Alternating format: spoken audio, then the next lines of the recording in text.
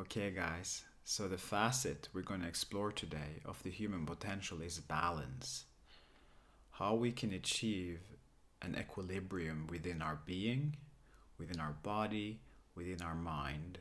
Because the situation is that when we are chronically out of balance, that will lead to ill health, the absence of well being, a sense of being incapable, and also generally confusion, instability, unreliability.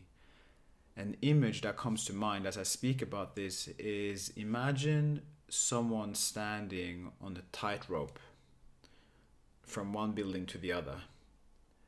For every step the person takes, in order to take the second step, one first needs to be in balance. If one is out of balance, one will be wobbly. So making the next step is going to be very difficult. While if you're in balanced, you have the focus, you're in concentration, then making the second step is possible. So for any healthy progression, being in balance is essential. So the facet of balance, one thing that is essential to develop balance, it always starts with awareness. We need to wake up and be aware of what our situation actually is. Because that will give us an indication on whether we are in balance or not, and to what degree we feel in balance. So, what is alive here and now? Am I feeling tense, relaxed, open, closed? What is happening in my everyday life? Do I generally have a sense of well-being, or am I feeling anxious and contracted most of the time? So asking these questions gives us insight into our reality, into the situation of our current condition. So the first aspect of this is to really become aware of who we are, what is happening, and what our general condition is. When we have this awareness, let's say stress is a very good example actually. If we're chronically stressed, and chronic stress is related to overthinking, it's related to obsessing about future and the past, it's related to the sense of pressure and overwhelm, it is related to a sense of tension, being tense and contracted. Usually it will manifest as different kind of illnesses and pain in the body. So in ordinary waking life, and when we are in a place and a condition of harmony, our nervous system will regulate itself. So when the time is right to be active, to be alert, to be present, then our sympathetic nervous system kicks in. We're active, we're present, we're concentrated, we're focused, and we are on the alert. And this, of course, activates different functions of the body. And throughout the day, there are only a few situations where it's actually relevant for us to be in that mode.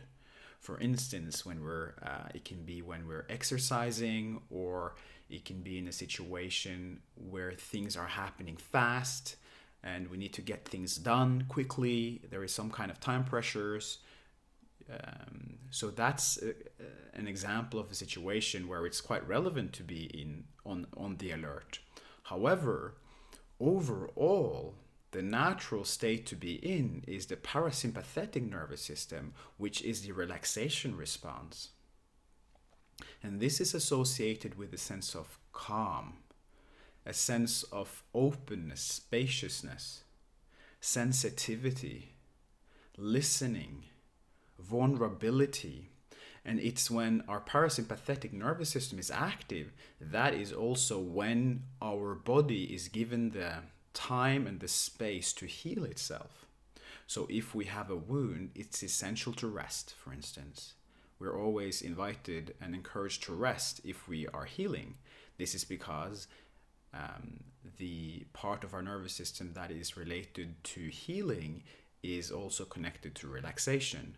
When we are constantly engaged and active on a sympathetic nervous system level, then our healing response does not kick in. So, for instance, if we are out of balance and we are chronically stressed, it means that we don't give our body and our being time to heal. And it also means that the functionings of our body will not function effectively because we are tense most of the time, and we also feel contracted, on the alert. So we don't have that sense of spaciousness and calm, which is integral to well-being. So a balanced human being has a naturally regulated nervous system. And the same goes for the brain hemispheres, actually. So you have the left brain and the right brain. The left brain is associated with one-pointed, concentrated focus and really discrimination and deciphering patterns in a very minute and acute way. The right brain is connected to seeing the bigger picture, overall sensitivity, greater awareness, and also in that a sense of relaxation, a spaciousness. And it's scientifically proven that the right brain is connected to the parasympathetic nervous system, which is a relaxation response, and the left brain is connected to the sympathetic nervous system, which again is the active alert response. So one focused attention and focus is connected to the sympathetic nervous system, and then the open, creative, wholesome part of the brain hemisphere, right hemisphere, is connected to the relaxation response. So throughout the day, if we are constantly engaging the left brain, which is very focused and narrow, then naturally we will also be more engaged with the sympathetic nervous system, and that sense of well-being will not emerge that much. So designing a lifestyle that really honors and gives time and space to activities that engages our parasympathetic nervous system, and having times in the day where we take time off to relax, to simply be, to potentially be creative, be silly, be fluid, as opposed to working. For instance, a lot of people now have quite stressful jobs where we sit a lot on the computer, for instance. Generally, when we sit on the computer, we activate our left brain, particularly if it's tasks that are requires a lot of focus, as opposed to the fluidity, the openness, and the flow of the right brain. So getting into balance is essential to have a sense of being whole and having a wholesome lifestyle, a wholesome way of living. So what are the ways we can begin to activate and regulate our nervous system? One thing that I highly recommend is to get a powerful clarity on how you spend your time and energy in any given week. Get clear on your activities. So if you look at your lifestyle now, simply with an openness and with an objectivity, do you feel in balance? Is there an overarching sense of balance in your lifestyle? And if not, simply acknowledge that without judgment. Seeing the truth of our situation is the beginning of progression, is the beginning of transformation. So it's an essential part of any given movement that is going to lead to growth. And if you're out of balance, or I would say if whether you're in balance or out of balance, get clarity by inquiring, by looking into your lifestyle as to where is the imbalances and where am I balanced. A powerful technique or practice that I myself do is, for instance, that can give some context and is a good example, is showers. When we shower, we have two choices, or three choices actually. We can do cold showers, medium showers, or hot showers. Cold showers has a certain benefit. The benefit is that it supports mental clarity. It regulates our nervous system, or it boosts, enhances our cardiovascular nervous system. And it also basically enhances blood flow in our body, cleansing. Hot showers, on the other hand, promotes well-being, it gets us clean, and also may contribute to a sense of relaxation.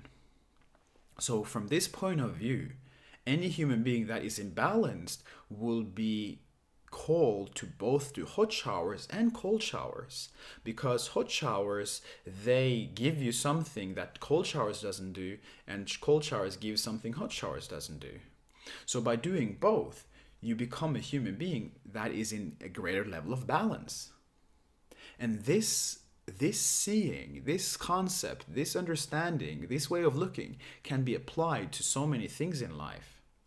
You know, another one, of course, is exercise versus hanging out watching television. Everybody are familiar, I reckon, with the sense when you've exercised a day and then after you relax, there is a wholesomeness to that. There is like a balance to that. Oh yeah, now I feel satisfied because I've worked out. And this again is associated with a facet of balance. We feel it more in balance as we lead a healthier lifestyle. So it's essential that we carve out time and we design a lifestyle consciously. We need to consciously look at how we spend our time and energy. And it's that which will create the container and the structure our being in such a way where we come into greater balance. Lifestyle design. And also, you know, in order to come into greater balance, we also require knowledge, because we are all limited by our ignorance. So if, for instance, we do a lot of computer work that might be quite automatic and mundane, and we're not familiar or we've never tried painting, for instance, or walking in the forest. Everybody has walked in the forest, I reckon, but to make a point, then it's essential that we also move outside of our comfort zone, that we try new things, because that trying of new things will allow us or open the possibility for integrating new activities into our daily life. Meditation, another powerful one. We're balancing stillness and activity. Throughout the day, we're so active, we're so engaged. So when we engage in meditation, or we sit down in meditation, that gives us the time and space to be intimate with ourselves, to introspect, to turn our attention inward. Another facet of, or another level of balance, inward focus versus outward focus. What is actually happening on my inside versus what is going on in my environment? For our own personal well-being, what's happening on the inside is absolutely primary. So getting clear on that and developing an internal awareness is essential for our well-being, integral to well-being. While when our focus is outside, it might lead to actualization, but it will not lead to that sense of peace, calm, bliss, happiness that we also yearn for in order to feel like a complete, wholesome, whole human being. So balance, having an orientation of seeking balance, is essential to an optimal life. And actually, our cells are designed, when they're out of balance, to seek homeostasis. So the very ecosystem of our body is actually designed to maintain balance. And whenever we're out of balance, we seek to come back to balance. An example of how this happens is, for instance, let's say we eat something that is very salty. After that, we might crave something sweet, or crave something to balance out the saltiness, because there is there is too much of something. So we balance it out with something else in order to come back to equilibrium. And this is a very natural response of the body. So the body is always seeking to be in balance. Our being will also prefers to be in balance, but on a being level or a soul level, it requires that we are conscious, and it requires that we make choices that leads to greater balance. And this, like I said, requires an expansive, acute awareness, and also knowledge as to what will bring us into greater balance and what detriments our balance. One thing I want to touch on lastly is, just quickly, because it's a big topic, is diet. Diet is massive when it comes to the feeling of well-being and of being in balance. So diving into diet and how you can create a diet that suits your personal needs requires experimentation, education, and there are overarching themes of what promotes an alkaline, healthy, light diet versus what is a heavy and more kind of a draining diet. Sugar is in there. Balance between eating meat and vegetarian is a very relevant one. Drinking enough water. So there are many things that comes into play. If you want me to make a video on that, please let me know and comment below. I'll be happy to make something on that.